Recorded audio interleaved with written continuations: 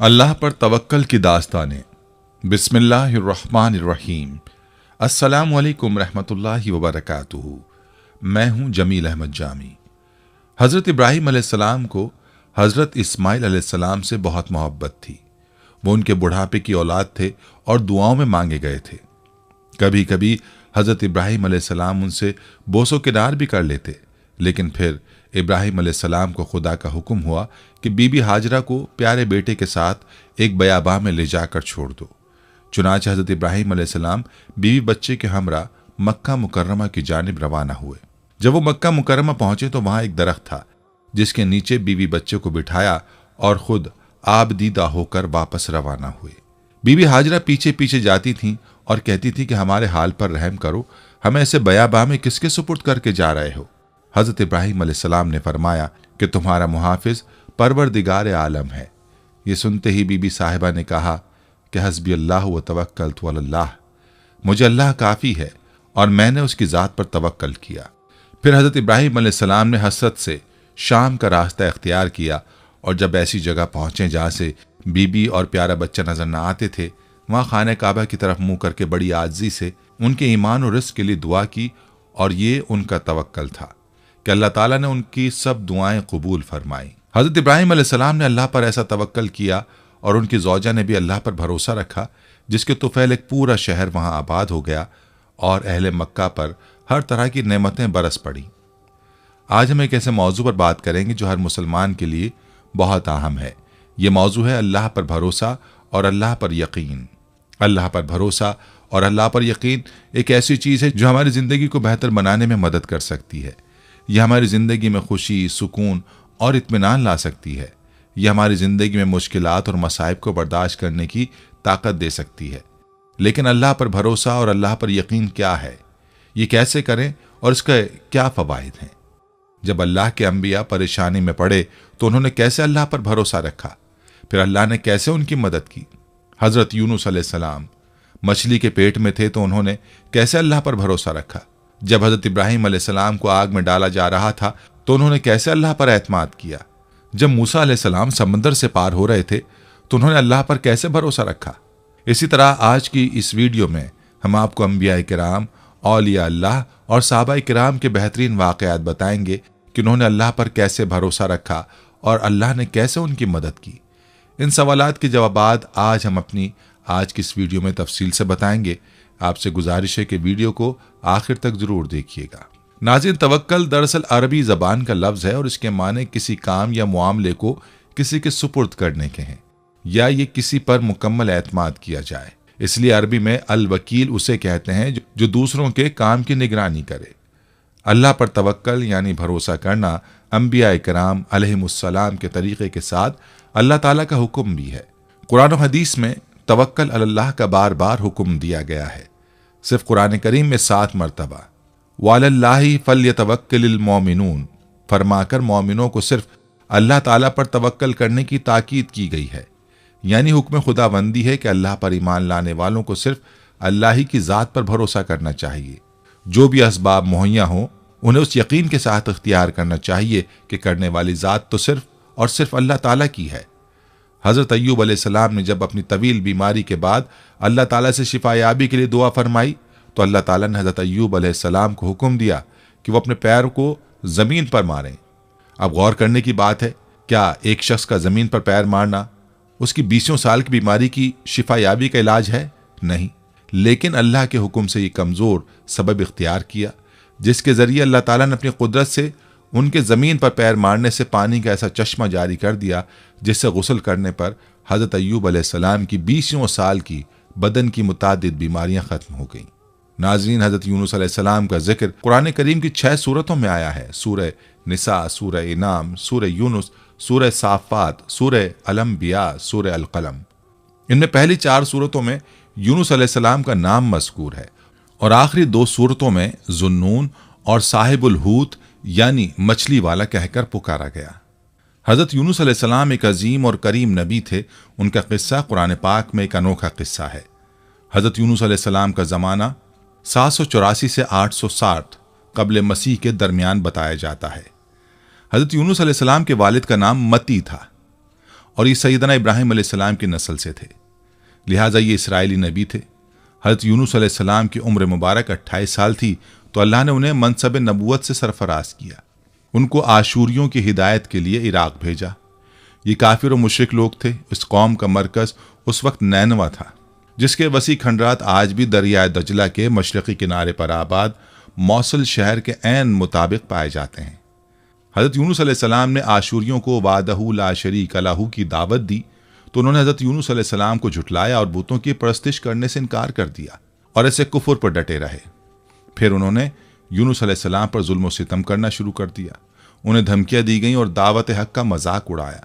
तब यूनुस अलैहिस्सलाम उनकी मुसलसल मुखालफत से मुतासिर होकर कौम से खफा हो गए और उनको 3 दिन में आने वाले दर्दनाक अजाब इलाही की बद्दुआ दे दी। फिर तीसरे दिन आने पर पहले ही आधी रात को बस्ती से निकल गए। दिन के वक्त जब अजाब कौम के शहरों पर पहुंच गया तो उन्होंने हज़रत यूनुस अलैहिस्सलाम को तलाश किया, मगर वो ना मिले। हज़रत यूनुस अलैहिस्सलाम का अपनी कौम से नाराज़ होकर चले जाना हिजरत थी, मगर उन्हें इसका हुक्म नहीं दिया गया था। वो अजाब की इत्तला देने के बाद अल्लाह की इजाज़त के बगैर अपना इलाका छोड़कर चले गए थे। आसार अजाब देखकर जब आशूरियों ने तौबा इस्तग़फ़ार की तो अल्लाह ने उन्हें मुआफ़ फरमा दिया। कुरान मजीद में अल्लाह के दस्तूर के जो उसूल बयान किए गए हैं उनमें से एक ये भी है कि अल्लाह ताला किसी कौम को उस वक्त तक अजाब नहीं देता जब तक वो अपनी हुज्जत पूरी नहीं कर लेता। बस नबी ने उस कौल को मोहलत के आखिरी लम्हे तक नसीहत का सिलसिला जारी ना रखा और अल्लाह के मुकर्रर करदा वक्त से पहले वो खुद हिजरत कर गए तो अल्लाह ताला के इंसाफ ने उस कौम को अजाब देना गवारा ना किया, क्योंकि उन पर हुज्जत तमाम की शराइत पूरी ना हुई। तब उन्हें मुआफ़ फरमा दिया। हज़रत यूनुस अलैहिस्सलाम फ़रात के किनारे पहुंचे तो एक कश्ती को मुसाफिरों से भरा हुआ पाया। हज़रत यूनुस अलैहिस्सलाम कश्ती में सवार हो गए और कश्ती ने लंगर उठाया। पूरे दिन कश्ती समंदर में सुकून से चलती रही। अचानक ऊंची ऊंची लहरें उठने लगी। लोगों ने अपना साजो सामान समंदर में फेंक दिया कि कश्ती का बोझ कम हो जाए, लेकिन कश्ती का बोझ फिर भी कम ना हुआ। जब कश्ती डगमगाने लगी तो कश्ती के गर्क होने का यकीन होने लगा। अहले कश्ती ने अपने अकीदे के मुताबिक कहा कि ऐसा मालूम होता है कि कश्ती में कोई गुलाम अपने आका से भागा हुआ है। जब तक उसको इस कश्ती से जुदा ना किया जाएगा निजात मुश्किल है। हज़रत यूनुस अलैहिस्सलाम ने सुना तो उनको तंबी हुई कि अल्लाह ताला को मेरा नैनवा से वही का इंतज़ार किए बगैर इस तरह चले जाना पसंद नहीं आया और ये मेरी आजमाइश के आसार हैं।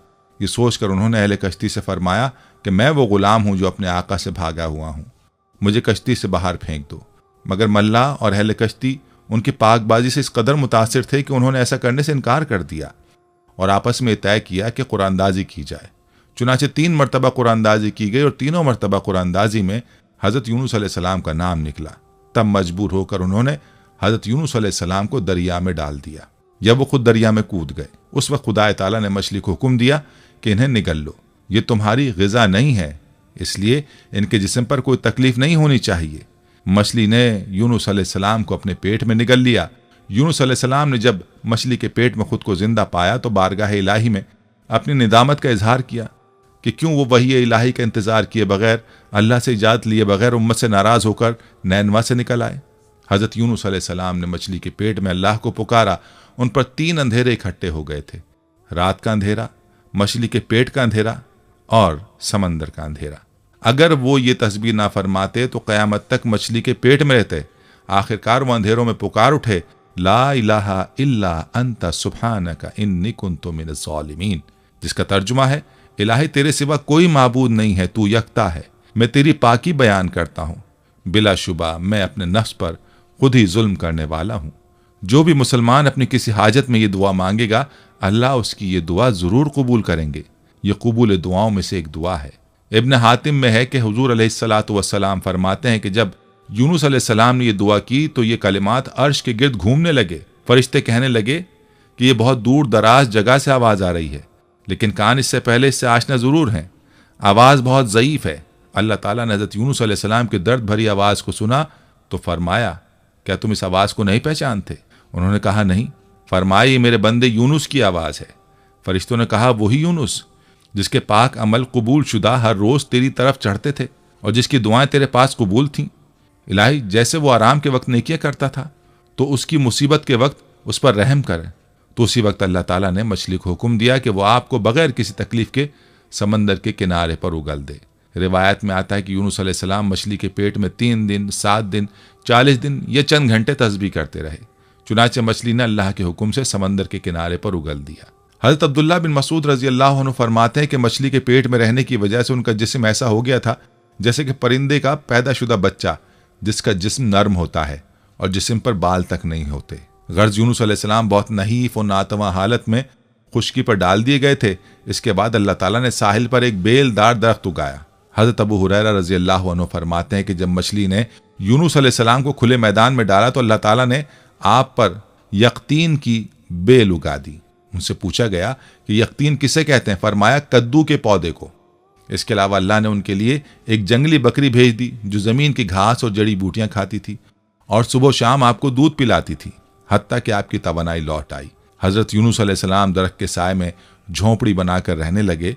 चंद दिनों बाद ऐसा हुआ कि उस बेल की जड़ में अल्लाह ताला की तरफ से कीड़ा लग गया और उसने जड़ को काट डाला।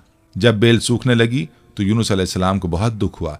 तब अल्लाह ताला ने वही के जरिए उनको मुखातिब किया और फरमाया, यूनुस तुम इस बेल के सूखने पर कितने रंज का इजहार कर रहे हो, जो एक हकीर सी चीज है, मगर तुमने ये ना सोचा कि नैनवा की 1 लाख से ज्यादा आबादी जिसमें इंसान बस रहे हैं, उनके अलावा जानदार भी आबाद हैं, उसको बर्बाद और हलाक कर देने में क्या हमको कोई नागवारी नहीं होगी? और क्या हम उनके लिए इससे ज्यादा शफीक व मेहरबान नहीं है जितना कि तुझको इस बेल से उन्स है, जो तुम वही का इंतजार किए बगैर कौम को बद्दुआ देकर उनके दरमियान से निकल आए। एक नबी की शान के नजदीक ये मुनासिब न था वो कौम के हक में अजाब की बद्दुआ करते और उनसे नफरत करके जुदा हो जाने में उजलत कर ले और वही का इंतजार भी ना करे। यूनुस अलैहिस्सलाम की बस्ती छोड़ देने के बाद नैनवा के लोगों को यकीन हो गया था यूनुस अलैहिस्सलाम की बस्ती छोड़ देने के बाद नैनवा के लोगों को यकीन हो गया था कि वो जरूर खुदा के सच्चे पैगंबर हैं और अब हलाकत यकीनी है। तब ही यूनुस अलैहिस्सलाम हमसे जुदा हो गए। ये सोचकर फौरन बादशाह से लेकर रियाया तक सबके दिल खौफ और दहशत से कांप उठे और यूनुस अलैहिस्सलाम को तलाश करने लगे ताकि उनके हाथ पर इस्लाम की बैत करें और साथ ही खुदा ताला से तौबा इस्तग़फ़ार करने लगे और हर किस्म के गुनाहों से किनारा कश होकर आबादी से बाहर मैदान में निकल आए और बारगाह इलाही में बुलंद आवाज में ये इकरार करते रहे, जिसका तर्जुमा है, ए हमारे रब, यूनुस अलैहिस्सलाम जो तेरा पैगाम हमारे पास लेकर आए हैं, हम उसकी तस्दीक करते हैं और हम उस पर ईमान लाते हैं। आखिरकार अल्लाह पाक ने उनकी दुआ कबूल फरमाई और उनको अज़ाब इलाही से महफूज रखा। बहरहाल यूनुस अलैहिस्सलाम को अल्लाह पाक ने सेहत और तंदुरुस्ती देकर अब दोबारा नैनवा जाने का हुक्म दिया कि कौम में रहकर उनकी रहनुमाई फरमाई जाए। चुनांचे हज़रत यूनुस अलैहिस्सलाम नैनवा वापस तशरीफ़ ले गए। कौम के लोगों ने जब उन्हें देखा तो खुशी का इजहार किया। हज़रत यूनुस अलैहिस्सलाम की ज़िंदगी नैनवा में ही गुजरी और वहीं उनका इंतकाल हुआ और वहीं उनकी कब्र थी, जो नैनवा की तबाही के बाद नामालूम हो गई। इस किस्से में सबक यह है कि किसी भी हाल में अल्लाह की रहमत से मायूस नहीं होना चाहिए और ना ही हिदायत के मामले में अपनी ज़ात पर भरोसा करना चाहिए। हिदायत तो बस अल्लाह ही की तरफ से है, आपके ज़िम्मे तो बस पैगाम हक पहुँचाना है। नाज़रीन, हज़रत मूसा अलैहिस्सलाम एक ग़ुलाम के बेटे थे। आप अलैहिस्सलाम कोई शहज़ादे नहीं थे बल्कि ग़ुलाम कौम के एक फ़र्द थे, लेकिन आप अलैहिस्सलाम की परवरिश बादशाह के महल में शहज़ादों की तरह ऐशो इशरत में हुई थी। आप किसी पर जुल्म होता नहीं देख सकते थे और हमेशा मजलूमों की मदद किया करते थे। एक दिन अपनी कौम के एक फ़र्द की मदद करते हुए आप अलैहिस्सलाम से नादानिस्ता दुश्मन कौम के एक शख्स का कत्ल हो जाता है, जिस पर आप पशेमान होते हैं और समझ जाते हैं कि यह शैतानी काम है जो आपसे अनजाने में सरजद हो गया। बेशक वो शैतान सरीहन बहकाने वाला दुश्मन है। इस बात का एहसास होते ही आप अलैहिस्सलाम अपने रब से माफ़ी मांगते हैं। कहते हैं, परवरदिगार, बेशक मैंने अपने नफ्स के लिए मुसीबत मोल ले ली है, तू मुझे बख्श दे। तो रब ने उन्हें बख्श दिया। बेशक वही बख्शने वाला मेहरबान है। दूसरे दिन सुबह आप अलैहिस्सलाम खतरे को भांपते और डरते हुए जब शहर पहुंचते हैं तो शहर के आखिरी किनारे से एक शख्स दौड़ता हुआ आता है और कहता है, मूसा, बेशक दरबार वाले आपके कत्ल का मशवरा कर रहे हैं, तो निकल जाइए। बेशक मैं आप अलैहिस्सलाम की खैर खाहों में से हूँ। यह खबर सुनते ही आप अलैहिस्सलाम डरकर वहां से चुपके से निकल खड़े होते हैं। साथ ही दुआ करते हैं कि ऐ परवरदिगार, मुझे जालिम कौम से बचा ले। आप अलैहिस्सलाम मदैन जाने का इरादा करते हैं और मदैन की तरफ रुक करके कहते हैं, मुझे उम्मीद है कि मेरा रब मुझे ठीक रास्ते पर डाल देगा। जब आप अलैहिस्सलाम मदैन के एक कुएं पर पहुंचते हैं तो देखते हैं कि वहां लोगों की एक जमात अपने मवेशियों को पानी पिला रही है और एक तरफ 2 औरतें अपनी बकरियों को रोके खड़ी हैं। आप अलैहिस्सलाम उन औरतों से पूछते हैं कि तुम दोनों यूं क्यों खड़ी हो?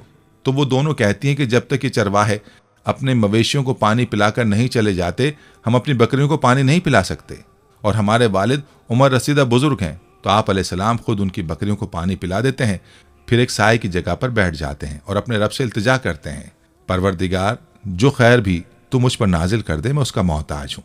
ये कहानी हज़रत मूसा अलैहिस्सलाम की नबूवत से सरफराज किए जाने से पहले की है। ज़रा अपने तसव्वुर में लाइए कि शाही महल में नाजो नाम से पला बढ़ा एक नौजवान अचानक अपना सब कुछ छोड़कर खाली तन्हा जान बचाकर मिस्र से निकलता है। नामालूम कैसी कैसी मुश्किलात और तकालीफ उठाकर सहराए सीना अबूर करता है। फिर वो कैसे इलाके में पहुंच जाता है जहां उसका ना कोई पुरसाने हाल है और ना कोई वाकिफकार है, न सर छुपाने की जगह है, ना ही रोटी रोजी का कोई वसीला है। गोया गुर्बत और मोहताजी और मुफलिसी की इंतहा है। कोई आम इंसान होता तो इन हालात में हिम्मत हार जाता, लेकिन हज़रत मूसा अलैहिस्सलाम ने हर मौके पर अल्लाह से रुजू किया। ना दानिस्ता कत्ल कर दिया, अल्लाह से मुआफ़ी मांगी, मिस्र से जान बचाकर निकलते वक्त दुआ की, ऐ मेरे परवरदिगार मुझे जालिम कौम से बचा ले। मदैन की तरफ रुख किया और रास्ता नामालूम है, कोई संगी साथी भी नहीं। तो फरमाया, मुझे उम्मीद है मेरा रब मुझे ठीक रास्ते पर डाल देगा। और फिर कई दिनों तक थका देने वाला सफ़र तय करके जब मदैन पहुंचते हैं तो अपनी थकावट के बावजूद खिदमत खल्क सर अंजाम देते हैं। कमज़ोरों की मदद करने पर कमर बस्ता हो जाते हैं और दोनों औरतों को बकरियों को बगैर किसी मुआवजे के पानी पिला देते हैं। बकरियों को पानी पिलाने यानी नेकी का काम करने के बाद साए में जाकर आप अलैहिस्सलाम अपनी ज़िंदगी की सबसे बाबरकत दुआ मांगते हैं, परवरदिगार जो खैर भी तू मुझ पर नाजिल कर दे, मैं उसका मोहताज हूँ। हज़रत मूसा अलैहिस्सलाम जैसा मामला अगर हमारे साथ पेश आता तो हम कितने फ्रस्ट्रेशन, डिप्रेशन और जहनी इंतशार का शिकार होते। हमारी कैफियत क्या होती और हम क्या करते। अगर हम ऐसे में अपने रब से मांगते तो क्या मांगते, दुआ करते तो क्या दुआ करते। हम सब खूब जानते हैं कि हम क्या मांगते। हम अल्लाह से रोज़ी रोटी मांगते और सर छुपाने की जगह मांगते। लेकिन हज़रत मूसा अलैहिस्सलाम ना ही फ्रस्ट्रेट हुए, ना ही डिप्रेशन या जहनी इंतशार का शिकार हुए, ना हमारी तरह अपने रब से रोज़ी रोटी का सवाल किया और ना ही सर छुपाने के लिए कोई जाए पनाह मांगी, लेकिन एक ऐसी जामे दुआ की जिसमें सब कुछ अपने रब पर छोड़ दिया, सब कुछ अपने रब से मांग लिया। फरमाया, परवरदिगार जो खैर भी तू मुझ पर नाजिल कर दे, मैं उसका मोहताज हूँ। हज़रत मूसा अलैहिस्सलाम ने इस दुआ के ज़रिए अल्लाह ताला से हमें यह भी बता दिया कि खैर व बरकत आसमान से नाजिल होती है, उसका नाजिल करने वाला आसमान से ऊपर अपने अर्श पर मुस्तवी है। हज़रत मूसा अलैहिस्सलाम की ये दुआ इतनी बाबरकत साबित हुई कि एक तही दस्त मुसाफिर जिन्हें इस शहर में कोई जानने वाला भी नहीं था, वहाँ उन्हें फ़ौरन ही सब कुछ मिल गया। मसलन मुलाजमत, सर छुपाने की बेहतरीन जगह, दीनदार ख़ानदान, नेक बीवी और रूहानियत की तकमील के लिए एक जलील क़द्र हस्ती की सोहबत। और बाद में इस दुआ की बरकत से आप अलैहिस्सलाम नबुव्वत से भी नवाजे गए। ये होती है बरकत जो अल्लाह ताला पर तवक्कल करने से मिलती है। ये होती है बरकत जो दुआ करने से मिल सकती है। नेज़ तवक्कल करने वालों के बारे में फरमान इलाही है जिसका तर्जुमा है, और अल्लाह उसे ऐसी जगह से रिज़्क़ अता फरमाता है जहां से उसका गुमान भी नहीं होता। और जो शख्स अल्लाह पर तवक्कल करता है तो वो अल्लाह उसे काफ़ी है। बेशक अल्लाह अपना काम पूरा करने वाला है। बेशक अल्लाह ने हर शय के लिए अंदाज़ा मुकर्रर फरमा रखा है। सूरह तलाक़। हज़रत मूसा अलैहिस्सलाम ने अल्लाह पर तवक्कल किया तो अल्लाह ताला ने भी उन्हें ऐसी जगह से वो सब कुछ अता कर दे जिसका गुमान इंसानी जहन किसी तरह कर ही नहीं सकता। आज भी जो शख्स अल्लाह पर तवक्कल और भरोसा करेगा तो अल्लाह ताला उसके हर जायज़ काम के लिए काफ़ी होगा। हज़रत उमर बिन ख़त्ताब रज़ी अल्लाह अन्हु कहते हैं कि रसूलुल्लाह सल्लल्लाहु अलैहि वसल्लम ने फरमाया, अगर तुम लोग अल्लाह पर तवक्कल भरोसा करो जैसा कि उस पर तवक्कल यानी भरोसा करने का हक़ है, तो तुम्हें उसी तरह रिस्क मिलेगा जैसा कि परिंदों को मिलता है कि सुबह को वो भूखे निकलते हैं और शाम को आसूदा वापस आते हैं। नाज़रीन, कुरान करीम ने जिस वाक़े को अहसनुल क़सस करार दिया है वो हज़रत यूसुफ़ अलैहिस्सलाम का वाक़या है जो अपने अंदर बहुत से सबक लिए हुए है। हज़रत यूसुफ़ अलैहिस्सलाम हज़रत इब्राहीम अलैहिस्सलाम के पड़ पोते, हज़रत इसहाक़ अलैहिस्सलाम के पोते और जनाब याकूब अलैहिस्सलाम के लख्ते जिगर थे। आपने बचपन में ख्वाब देखा कि आपको 11 सितारे, सूरज और चांद सजदा कर रहे हैं। आप अलैहिस्सलाम ने अपने वालिद गिरामी से इस ख्वाब को बयान किया। हज़रत याकूब अलैहिस्सलाम ने जनाब यूसुफ़ अलैहिस्सलाम को इस बात की नसीहत की कि आप अलैहिस्सलाम ने अपने इस ख्वाब को अपने भाइयों के सामने बयान नहीं करना। अल्लाह तबारक व तआला आप अलैहिस्सलाम पर और आले याकूब पर आपके आबा व अजदाद की तरह नेमत को पूरा करेगा। दूसरी तरफ हज़रत यूसुफ़ अलैहिस्सलाम के सौतेले बिरादरान हज़रत याकूब अलैहिस्सलाम की मोहब्बत के हुसूल के लिए हज़रत यूसुफ़ अलैहिस्सलाम को बाबा की आंखों से दूर करने की तदबीरें कर रहे हैं ताकि हज़रत याकूब अलैहिस्सलाम की मोहब्बतों को हासिल कर लिया जाए। उन्होंने हज़रत याकूब अलैहिस्सलाम के सामने एक प्लान के तहत इस बात का इजहार किया कि आप अलैहिस्सलाम हज़रत यूसुफ़ अलैहिस्सलाम के मामले में हम पर भरोसा क्यों नहीं करते। आप इनको हमारे साथ रवाना करें ताकि वो हमारे साथ खेलें और खाएं पिएं। हज़रत याकूब अलैहिस्सलाम ने इस खदशे का इजहार किया कि कहीं तुम हज़रत यूसुफ़ अलैहिस्सलाम से गाफिल ना हो जाओ और उन्हें कोई भेड़िया खा जाए। उन्होंने हज़रत याकूब अलैहिस्सलाम को मुतमईन किया और हज़रत यूसुफ अलैहिस्सलाम को अपने साथ ले गए और उनको गहरे कुएं में उतार दिया। बाबा याकूब के पास आकर कहा कि आपका खदशा दुरुस्त साबित हुआ और यूसुफ अलैहिस्सलाम को एक भेड़िया खा गया। हज़रत याकूब अलैहिस्सलाम ने इस बात पर सब्र किया और खामोश हो गए। हज़रत यूसुफ अलैहिस्सलाम जिस कुएं में मौजूद थे तो उसके पास से मिस्र को जाने वाला एक काफिला गुजरा। उन्होंने पानी के हुसूल के लिए डोल को डाला तो हज़रत यूसुफ अलैहिस्सलाम डोल के जरिए बाहर आ गए। उन्होंने हज़रत यूसुफ अलैहिस्सलाम को अपने हमरा लिया और उनको गिनती के चंद दरहमों के एवज मिस्र के एक बड़े घराने यानी अजीज मिस्र के हाथों फरोख्त कर दिया। हज़रत यूसुफ अलैहिस्सलाम वहाँ परवरिश पाते रहे और अपनी ज़िंदगी के माहो साल तय करते रहे। जब आप अलैहिस्सलाम जवान हुए तो अजीज मिस्र की बीवी आपके हुस्न पर फरेफ्ता हो गई और उसने आप अलैहिस्सलाम को बुराई की दावत दी, जिसको हज़रत यूसुफ अलैहिस्सलाम ने ठुकरा दिया। अजीज मिस्र की बीवी ने हज़रत यूसुफ अलैहिस्सलाम का ताक़ुब करने की कोशिश की। इसी असना में अजीज मिस्र अपने महल में दाखिल हो रहा था। जब उसने सारे मंजर को देखा तो उसको बड़ी तशवीश हुई, लेकिन इस मौके पर उसकी बीवी ने अपने रवैये को बदलकर हज़रत यूसुफ अलैहिस्सलाम पर इल्ज़ाम लगा दिया। हज़रत यूसुफ अलैहिस्सलाम की बेगुनाही को साबित करने के लिए अल्लाह तबारक व तआला ने महल के एक बच्चे को क़ुव्वत गुयाई अता फरमा दी, जिसने ये बात कही कि हज़रत यूसुफ अलैहिस्सलाम की कमीज़ अगर आगे से फटी हुई है तो अजीज़ मिस्र की बीवी का इल्ज़ाम सच्चा है, अगर कमीज़ पीछे से फटी हुई है तो इल्ज़ाम झूठा है। हज़रत यूसुफ अलैहिस्सलाम की कमीज़ को देखा तो वो पीछे से फटी हुई थी। चुनांचे ये बात साबित हो गई कि हज़रत यूसुफ अलैहिस्सलाम पाक दामन है। इस वाक़े की इत्तला जब मिस्र में फैली तो तबका अशराफिया से ताल्लुक़ रखने वाली औरतों ने अजीज़ की बीवी के किरदार पर तशवीश का इजहार किया कि वो किस तरह अपने ही पाले हुए जवान पर फरेफ्ता हो गई। जब अजीज़ मिस्र की बीवी ने उनकी बातों को सुना तो उसने उन औरतों को अपने घर मदऊ किया और उनके लिए मसनद को तैयार किया और उनके हाथों में फलों और छुरी को थमा दिया। उन औरतों ने अपने हाथों को काट लिया। यूसुफ अलैहिस्सलाम ने सारे मंजर को देखकर अल्लाह ताला से दुआ की कि मुझे इन औरतों के मकर से निजात दिलाकर जेल खाने पहुंचा दे। अल्लाह ताला ने आपकी दुआ कबूल फरमाकर आपसे उनके मकर को रफा कर दिया। जब आप अलैहिस्सलाम जेल खाने में दाखिल हुए तो आप अलैहिस्सलाम की 2 कैदियों से मुलाकात हुई जिन्होंने अपने ख्वाबों को आपके सामने रखा। हज़रत यूसुफ अलैहिस्सलाम ने उनके ख्वाबों को सुनकर उन्हें ये बात बतलाई कि तुम में से एक शख्स सूली पर चढ़ जाएगा और एक बादशाह का साकी बन जाएगा। साकी बनने वाले कैदी से आपने कहा कि बादशाह वक्त से मेरी बाबत जिक्र करना। कैदी आज़ाद होने के बाद बादशाह वक्त का साकी बन गया, लेकिन वो बादशाह वक्त के सामने हज़रत यूसुफ अलैहिस्सलाम का जिक्र करना भूल गया। कई बरस गुजरने के बाद बादशाह मिस्र को ख्वाब आया कि 7 कमज़ोर गायें 7 मोटी ताज़ी गायों को खा रही हैं, जबकि बाकी खुश्क बालियां हैं। बादशाह वक्त के साकी को फिलफौर हज़रत यूसुफ अलैहिस्सलाम की याद आई। वो यूसुफ अलैहिस्सलाम के पास पहुंचा तो उन्होंने ये बात कही कि 7 साल खुशहाली के बाद 7 साल आलमगीर कहत पूरी दुनिया को अपनी लपेट में ले लेगा। खुशहाली के सालों में अगर गल्ले की तदवीन कर ली जाए तो उससे लोगों की ग़िज़ाई ज़रूरियात पूरी हो जाएंगी और कहत साली के असरात से बच जाएंगे। हज़रत यूसुफ अलैहिस्सलाम की ताबीर को सुनने के बाद बादशाह मिस्र ने हज़रत यूसुफ अलैहिस्सलाम को अपने करीब कर लिया। इस मौके पर हज़रत यूसुफ अलैहिस्सलाम ने वज़ीर ख़जाना की जिम्मेदारियों को इख्तियार कर लिया। बाद अज़ां आप अजीज़ मिस्र बन गए और मिस्र के इंतज़ामी उमूर आप अलैहिस्सलाम के हाथ में आ गए। जब खुशहाली के सालों के बाद आलमगीर कहत ने पूरी दुनिया को अपनी लपेट में ले लिया तो जहाँ पर दुनिया के दीगर मकामात के लोग इसके ज़ेर असर आए, वहीं पर हज़रत यूसुफ अलैहिस्सलाम के भाई भी इस कहत के असरात की जद में आए। तो जब उन्हें इस बात की इत्तला मिली कि मिस्र से गल्ला मिल सकता है तो वो भी आप अलैहिस्सलाम से गल्ले के उसूल के लिए पहुँच गए। हज़रत यूसुफ अलैहिस्सलाम के सौतेले भाई उनके पास आए तो उन्होंने उनको पहचान लिया। उनको बातों बातों में उनके ख़ानदान के बारे में मालूमात ली और ये बात कही कि अगली मर्तबा जब तुम आओ तो अपने छोटे भाई को भी लेकर आना। जब हज़रत यूसुफ अलैहिस्सलाम के भाई जाने लगे तो उनकी पूंजी को भी उनके सामने डाल दिया गया। जब वो वापस पहुंचे तो उन्होंने जनाब याकूब अलैहिस्सलाम के सामने अजीज़ मिस्र की ख्वाहिश पर भाई बिन्यामीन को साथ चलने के लिए कहा।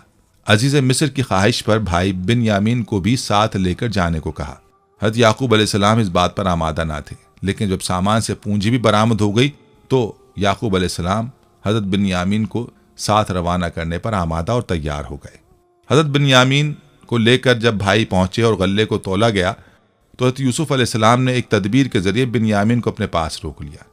हज़रत बिन्यामीन की बाजियाबी के लिए भाइयों ने इल्तिजाएं की, लेकिन हज़रत यूसुफ अलैहिस्सलाम हज़रत बिन्यामीन को साथ रवाना करने पर आमादा ना हुए। जब काफिले वाले हज़रत याकूब अलैहिस्सलाम के पास पहुंचे और उनको इस बात की इत्तला दी गई कि आपके बेटे बिन्यामीन को चोरी के जुर्म में गिरफ्तार कर लिया गया तो हज़रत याकूब अलैहिस्सलाम इस बात पर इंतहाई दिल गिरफ्तार हुए और आपकी बीनाई भी आपके आंसुओं के साथ गुल हो गई। हज़रत याकूब अलैहिस्सलाम ने ऐसे आलम में अपने बेटों को इस बात की नसीहत की कि जाओ, जाकर बिन्यामीन और यूसुफ को तलाश करो और अल्लाह की रहमत से नाउमीद ना होना। अब की मर्तबा जब बाज भाई गए तो इस मर्तबा खरीदारी के लिए उनके पास जमा पूंजी मौजूद ना थी। उन्होंने बड़ी दिल गिरफ्तगी से अजीज मिस्र के सामने इस बात का इजहार किया कि आपसे हम सदका लेने आए हैं, आप हमें सदका दे दें।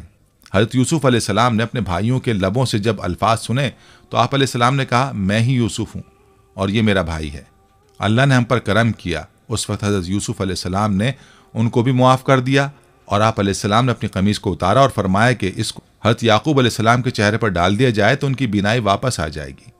हज़रत याकूब अलैहिस्सलाम अपने घर में मौजूद थे। उन्होंने अपने घर मौजूद बेटों से कहा कि मुझे यूसुफ की खुशबू आ रही है, तो बेटों ने बाज़ बेअदबी के अल्फाज कहे। इसी असना में जब बाहर से आने वाले भाई जब घर पहुंचे और कमीज पर आपको डाला गया तो आपकी बीनाई वापस आ गई। बेटे शर्मसार हुए, आपने उनकी खता को मुआफ़ फरमा दिया और तमाम अहले खाना में से रवाना हुए, जहां यूसुफ अलैहिस्सलाम ने अपने वालिदैन को तख्त पर बिठाया और आपके वालिदैन और भाई आपके सामने सजदा रेज हो गए। यूं हज़रत यूसुफ अलैहिस्सलाम के ख्वाब की ताबीर मुकम्मल हो गई। दोस्तों, हज़रत यूसुफ अलैहिस्सलाम का किस्सा सब्र और इस्तकामत और अल्लाह पर तवक्कल की उम्दा मिसाल है। हज़रत यूसुफ अलैहिस्सलाम ने हर बड़ी से बड़ी आजमाइश में अल्लाह पर भरोसा रखा। अल्लाह ने उन्हें कुएं से लेकर मिस्र के कैद खाने समेत हर जगह आजमाया। बिलाखिर अपने तवक्कल के बलबूते पर हज़रत यूसुफ अलैहिस्सलाम ने एक अज़ीमुश्शान सल्तनत पर हुकूमत की। दोस्तों, हज़रत मरियम अलैहिस्सलाम ने जब अल्लाह के हुक्म से बग़ैर बाप के हज़रत ईसा अलैहिस्सलाम को जना तो उनके लिए हुक्म खुदाबंदी हुआ कि खजूर के तने को हिलाएं, यानी हरकत दें। उससे जब पकी हुई ताज़ा खजूरें झड़ें तो उनको खाएं। अल्लाह ताला ने अपनी कुदरत से हज़रत मरियम अलैहिस्सलाम को बग़ैर किसी सबब के भी खजूर खिला सकते थे, लेकिन दुनिया के दारुल असबाब होने की वजह से हुक्म हुआ कि खजूर के तने को अपनी तरफ हिलाओ। चुनांचे हज़रत मरियम ने हुक्म खुदाबंदी की तामील में खजूर के तने को हरकत दी। खजूर का तना इतना मजबूत होता है कि चंद ताकतवर मर्द भी उसे आसानी से नहीं हिला सकते, लेकिन सिनफ़े नाजुक ने उस कमज़ोर सबब को इख्तियार किया तो अल्लाह ताला ने अपने हुक्म से सूखे हुए खजूर के दरख्त से हज़रत मरियम अलैहिस्सलाम के लिए ताज़ा खजूरें यानी ग़िज़ा का इंतज़ाम कर दिया। इस वाक़े से मालूम हुआ कि जो भी असबाब मुहैया हों, अल्लाह पर तवक्कल करके उन्हें इख्तियार करना चाहिए। असबाब तो हमें इख्तियार करने चाहिए, लेकिन हमारा भरोसा अल्लाह की ज़ात पर होना चाहिए कि वह असबाब के बगैर भी चीज़ को वजूद में ला सकता है और असबाब की मौजूदगी के बावजूद उसके हुक्म के बगैर कोई भी चीज़ वजूद में नहीं आ सकती। हज़रत इब्राहीम अलैहिस्सलाम को जलती हुई आग में डाला गया। जलाने के सारे असबाब मौजूद थे, मगर हुक्म खुदाबंदी हुआ कि आग हज़रत इब्राहीम अलैहिस्सलाम के लिए सलामती बन जाए, तो आग ने उन्हें कुछ नुकसान नहीं पहुंचाया, बल्कि वो आग जो दूसरों को जला देती है हज़रत इब्राहीम अलैहिस्सलाम के लिए ठंडी और सलामती वाली बन गई। इसी तरह हज़रत इस्माइल अलैहिस्सलाम की गर्दन पर ताकत के साथ तेज छुरी चलाई गई, मगर छुरी भी काटने में अल्लाह के हुक्म की मोहताज होती है। अल्लाह ने उस छुरी को हज़रत इस्माइल अलैहिस्सलाम की गर्दन को ना काटने का हुक्म दिया था, लिहाजा काटने के असबाब की मौजूदगी के बावजूद छुरी हज़रत इस्माइल अलैहिस्सलाम की गर्दन नहीं काट सकी। हज़रत अनस बिन मालिक रज़ियल्लाहु अन्हु फरमाते हैं कि एक शख्स ने रसूलुल्लाह सल्लल्लाहु अलैहि वसल्लम से पूछा, क्या ऊँटनी को बांध कर तवक्कल करूँ या बगैर बांधे? आप सल्लल्लाहु अलैहि वसल्लम ने इरशाद फरमाया, बांधो और अल्लाह पर भरोसा करो। कुरान करीम में अल्लाह पर तवक्कल यानी भरोसा करने की बार बार ताकीद की गई है। इख्तिसार को मद्देनज़र रखते हुए यहाँ सिर्फ चंद आयात का तर्जुमा पेश कर रहा हूँ। नंबर 1, तुम उस ज़ात पर भरोसा करो जो जिंदा है, जिसे कभी मौत नहीं आएगी। सूरह अल फुरकान आयत 58। जब तुम किसी काम करने का अज़्म कर लो तो अल्लाह पर भरोसा करो। सूरह आले इमरान। जो अल्लाह पर भरोसा करता है अल्लाह उसके लिए काफ़ी हो जाता है। सूरह अल तलाक। इन तमाम आयात में अल्लाह ताला ने मोमिनों को अपनी ज़ात पर तवक्कल का न सिर्फ हुक्म दिया है बल्कि उसकी इंतहाई तरगीब दी है। नबी अलैहिस्सलातु वस्सलाम ने भी मुतादिद मकामात पर अल्लाह पर भरोसा करने की तालीम व तरगीब दी है। रिवायात में आता है कि जब कुफ़ार मक्का ओहद की जंग से वापस हो गए तो रास्ते में उन्हें पछतावा हुआ कि हम जंग में गालिब आ जाने के बावजूद खामखा वापस आ गए। अगर हम कुछ और जोर लगाते तो तमाम मुसलमानों का खात्मा हो सकता था। इस ख्याल की वजह से उन्होंने मदीना मुनव्वरा की तरफ लौटने का इरादा किया। दूसरी तरफ हुजूर अकरम सल्लल्लाहु अलैहि वसल्लम ने उनके इरादे से बाखबर होकर ओहद के नुकसानात की तलाफी के लिए अगले दिन सुबह सवेरे सहाबा में ऐलान फरमा दिया कि हम दुश्मन के ताक़ुब में जाएंगे और जो लोग जंग ओहद में शरीक थे सिर्फ वो हमारे साथ चलें। सहाबा किराम जख्मी और थके हुए थे, लेकिन उन्होंने आप सल्लल्लाहु अलैहि वसल्लम के फरमान पर लब्बैक कहा। हुजूर अलैहिस्सलातु वस्सलाम अपने सहाबा किराम के साथ हमरा अल असद के मकाम पर पहुंचे तो कबीला बनी खज़ा के एक शख्स ने मुसलमानों के हौसले का मुशाहिदा करके उसके मुतालिक अबू सुफियान को इत्तला दी और उसे वापस जाने का मशवरा दिया। इससे कुफ्फार पर रोब तारी हुआ और वापस मक्का लौट गए। मगर अबू सुफियान ने एक शख्स के जरिए मुसलमानों पर हमला आवर होने वाला है, इस पर सहाबा किराम बजाय डरने के बेसाख्ता बोल उठे, हमने अल्लाह पर भरोसा किया और वो बेहतरीन कारसाज है। सही बुखारी मुस्लिम शरीफ में हज़रत इब्न अब्बास रज़ियल्लाहु ताला अन्हु की रिवायत है कि रसूल खुदा सल्लल्लाहु अलैहि वसल्लम ने फरमाया, मेरी उम्मत में से 70,000 आदमी बिला हिसाब जन्नत में दाखिल होंगे। उनके औसाफ में से एक ये भी है कि वो अल्लाह पर तवक्कुल करने वाले होंगे। बस आदमी जायज़ असबाब इख्तियार करे, लेकिन भरोसा सिर्फ अल्लाह की ज़ात पर रखे, शरीयत पर अमल पैरा रहे, अल्लाह के अजाब और नाराज़गी से डरता रहे, अल्लाह की रहमत से मुआफ़ी की उम्मीद रखे। और इसी तरह हमें चाहिए कि हम भी कोई काम करने का इरादा करें तो पहले हर मुमकिन असबाब इख्तियार करें और नतीजा अपने अल्लाह पर छोड़ दें। यकीनन बेहतरी के नताइज सामने आ जाएंगे। इसके साथ साथ दुआ में तवक्कुल बहुत ज़रूरी है, क्योंकि इसका मतलब यकीन, इन्हिसार है कि हमें अल्लाह पर भरोसा करना चाहिए, क्योंकि उसकी इजाज़त के बगैर कुछ नहीं हो सकता। तवक्कुल बुनियादी तौर पर अल्लाह पर भरोसा और एतमाद है, जो उन नताइज को कबूल करता है जिनका फ़ैसला वही करता है, चाहे वो कैसे भी निकलें। दुआ की कबूलियत का इन्हिसार आपके यकीन पर है, जैसे कि अल्लाह ताला कुरान मजीद में फरमाता है, जब मेरे बंदे तुमसे मेरे बारे में पूछें तो उनसे कहो मैं उनके करीब हूँ, मैं हर पुकारने वाले की दुआ सुनता हूँ जब वो मुझे पुकारता है। नाज़रीन, आम जिंदगी में भी तवक्कुल की बेशुमार मिसालें मौजूद हैं। एक औरत कहती कि मेरा खाविंद किसी वजह से लंबी मुद्दत के लिए गायब हो गया। उस वक्त मैं कम उम्र बच्ची की माँ थी, जब मेरा ज़ईफ़ुल उम्र बाप भी हमारे साथ ही रहता था। हमारी गुर्बत और मुफलिसी अपनी इंतहा को थी और अक्सर औकात हमारे घर में खाने के लिए कुछ ना होता था। अगर दोपहर को कुछ खा लेते तो रात को भूखा सोना पड़ता। सब्र के साथ हम हर हाल में अल्लाह का शुक्र अदा करते थे। एक रात को तो भूख और अफलास ने हमारा वो इम्तहान लिया जो इससे पहले कभी नहीं लिया था। मेरी बेटी को शदीद बुखार ने आ लिया। बच्ची के बुखार और भूख से बनी हालत से मुझे अपने और अपने वालिद की भूख भूल गई। ऐसी बेकसी और लाचारी तो कभी नहीं देखी थी। बेकरारी हद से बढ़ी तो मुझे अल्लाह तबारक व तआला का वो कौल याद आ गया, जिसका तर्जुमा है, भला कौन बेकरार की इल्तिजा कबूल करता है जब वो उसकी दुआ करता है, और कौन उसकी तकलीफ दूर करता है। जी हाँ, हर किस्म की तकलीफ, चाहे वो भूख की हो या बीमारी की या गुर्बत और अफलास और गुनाहों की, कौन है उस ज़ात पाक के सिवा जो इन सब तकलीफ़ों को दूर कर सकता है। ये सब सोचकर मैं उठी और जाकर वज़ू किया। वापस आकर बच्ची के माथे पर पानी से भीगी हुई पट्टी रखी। अल्लाह के हुजूर नमाज की अदायगी के लिए खड़ी हो गई।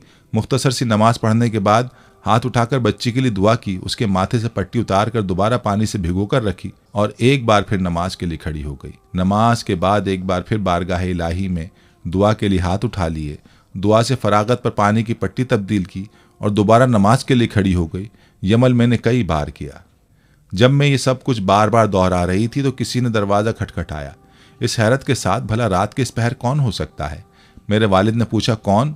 और जवाब आया, मैं डॉक्टर हूँ। मैं और मेरा वालिद, हम दोनों एक दूसरे को हैरत से देख रहे थे कि इसको किसने बुलाया। मेरे वालिद ने जाकर दरवाज़ा खोला। डॉक्टर ने आते ही पूछा, मरीज़ा किधर है? हमने सादगी से बच्ची की तरफ इशारा कर दिया। डॉक्टर ने बच्ची को चेक किया, कागज़ पर एक नुस्खा लिखकर मेरे हाथ में थमाते हुए बोला, लाइए मेरे फ़ीस दीजिए और मैं चलता हूँ।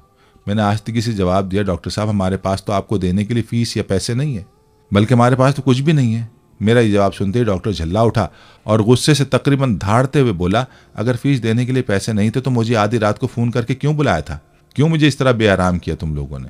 डॉक्टर के मुंह से टेलीफोन का सुनकर मुझे लगा कि डॉक्टर गलती से हमारे घर आ गया है।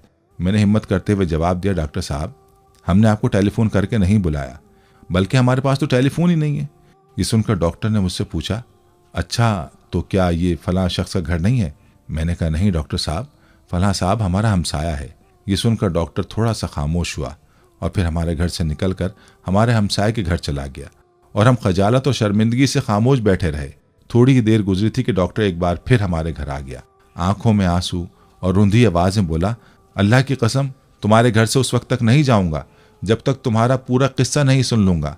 और मैंने डॉक्टर साहब को अपना पूरा किस्सा सुना डाला कि किस तरह मैं बच्ची के माथे पर पानी की पट्टियां रख रही थी और अल्लाह के हुजूर दुआ भी मांग रही थी। डॉक्टर जल्दी से उठकर बाहर चला गया और कुछ देर के बाद हमारे लिए रात का खाना बच्ची के लिए दवाएं और कुछ घरेलू ज़रूरियात के सामान के साथ लौट आया। साथ ही उसने हमें बताया कि उसकी तरफ से हर महीने एक तनख्वाह हमें उस वक्त तक मिलती रहेगी जब तक अल्लाह चाहेगा। जी हाँ, ये अल्लाह पर भरोसे की कहानी है। हकीमुल उम्मत हज़रत मौलाना अशरफ अली थानवी रहमतुल्लाह अलैह ने एक अजीब वाक़या नकल फरमाया है, तस्हील के लिए अपनी ज़बान में नकल करता हूँ। फरमाया, संदेला हिंदुस्तान में एक मकाम है, वहाँ का वाक़या है। वहाँ एक मरतबा इमसा के 12 हुआ। बारिश न होने की वजह से कहत पड़ गया। मखलूक परेशान हो गई। कई रोज़ तक इस्तिस्क़ा की नमाज पढ़ी गई मगर बारिश नहीं हुई। आखिर मकामी तवाइफ़ों का एक गिरोह वहाँ के मालदार लोगों से आकर मिला और अर्ज़ किया कि बारिश न होने की वजह हमारी बदआमाली, सियाहकारी और हमारी नहूसत है। इस्तिस्क़ा की नमाज़ें भी पढ़ी गईं मगर बारिश नहीं हुई। आप हमें इजाज़त दीजिए कि हम भी मैदान में जमा होकर तौबा करें। लेकिन हमारी दरख्वास्त है, जब हम मैदान में जमा हों तो ये इंतज़ाम कर दीजिए कि वहाँ हमारे पास कोई शख्स ना आए। ऐसा ना हो कि अल्लाह की रहमत के बजाय अल्लाह का गज़ब नाजिल हो। लोगों ने उनके इस जज्बे को सराहा और उस मकाम को चारों तरफ से घेर दिया। वो सब वहाँ पहुँची और सजदे में पड़कर रोना शुरू कर दिया और नदामत के साथ कहा, अल्लाह, ये हमारी नहूसत है, हम बहुत गुनाहगार और सियाहकार हैं, हमारी वजह से मखलूक को परेशान ना कीजिए। और काफ़ी आहोजारी के बाद दुआ की कि या अल्लाह, बारिश को नाजिल फरमा दीजिए। जिन्होंने ये वाक़या हज़रत को सुनाया उन्होंने सजदे से सर ना उठाया था कि बारिश हो गई। सुभान अल्लाह, उन औरतों का ईमान तो देखिए कि अपनी सियाहकारियों के बावजूद अल्लाह पर तवक्कुल था कि हमारी दुआ भी ज़रूर सुनेंगे। राक़े मर्ज़ करता है कि उनकी दुआ से बारिश भी हुई और गालिबन हिदायत की बारिश भी हुई। वो हिदायत से महरूम ना रही होंगी। यहाँ मुमकिन है कि कोई शुबा करे कि इमामों की नमाज इस्तिस्क़ा तो शरीयत ने बारिश के लिए ही तालीम की है। इन नमाजों से बारिश क्यों ना हुई और बाजारी औरतों के रोने से बारिश हो गई? यानी हम ज़ाहिर और अल्फाज को नहीं देखते, हम तो दिल को और दिल के खुशू को देखते हैं। जिस दिल में खुशू और खुजू ना हो, खुश्क तकवा हमारे दरबार में काबिल कदर नहीं है। नाज़रीन, ये थी हमारी आज की वीडियो। उम्मीद है कि आपको हमारी आज की ये वीडियो पसंद आई होगी। अगर वीडियो पसंद आई है तो इसको लाइक करें और अपने प्यारों और दोस्तों के साथ ज़रूर शेयर करें। कमेंट्स में आप हमें बताएं कि आप और किन मौज़ूआत पर वीडियो देखना चाहते हैं। इसके साथ साथ आप कमेंट्स में हमसे सवालात भी पूछ सकते हैं। लेकिन ये सब करने से पहले हमारे चैनल को सब्सक्राइब कर लें और बेल के बटन को भी प्रेस कर लें ताकि हमारी आने वाली मज़ीद मालूमाती वीडियोज़ का नोटिफिकेशन आपको बर वक्त मिल सके और आप इल्म के इस ख़जाने से मुस्तफ़ीद हो सकें। अब मुलाकात होगी आने वाली वीडियो में। तब तक के लिए खुदा आपका हामी और नासिर हो। फ़ी अमानिल्लाह।